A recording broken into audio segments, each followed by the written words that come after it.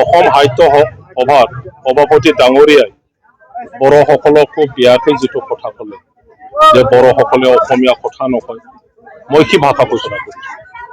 মুখ্যমন্ত্রী একটা সামাজিক মন্তব্য করেছে যে বাংলাদেশিয়ে ঘরত বাংলা কথা লোকসকলে যদি অসমীয়া লিখে এইবুলি মানে অসমীয়া হৈ নাযায়।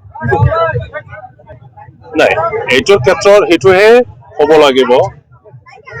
অসম সাহিত্য সভাৰ সভাপতি ডাঙৰীয়াই বড়োসকলকো বিয়াকৈ যিটো কথা ক'লে যে বড়োসকলে অসমীয়া কথা নকয়, মই কি ভাষা কৈছোঁ? মই অসমীয়া কোৱা নাই, মইতো অসমীয়া মিডিয়াম পঢ়া নাই। আমাৰ কোকৰাঝাৰ পুৰণি কোকৰাঝাৰ জিলাত অসমীয়া মিডিয়াম স্কুল কেইখন আছে।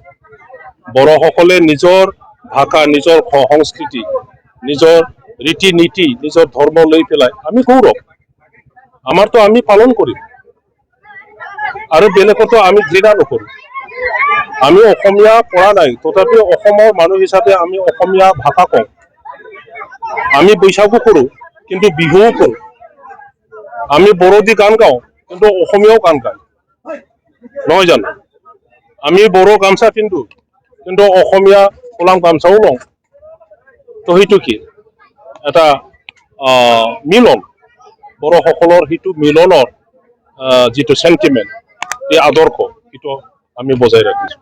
আমি বড়ো ভাষা কোৱাত অন্য ভাষাটো মানে কিবা আঘাত পৰিব জানো?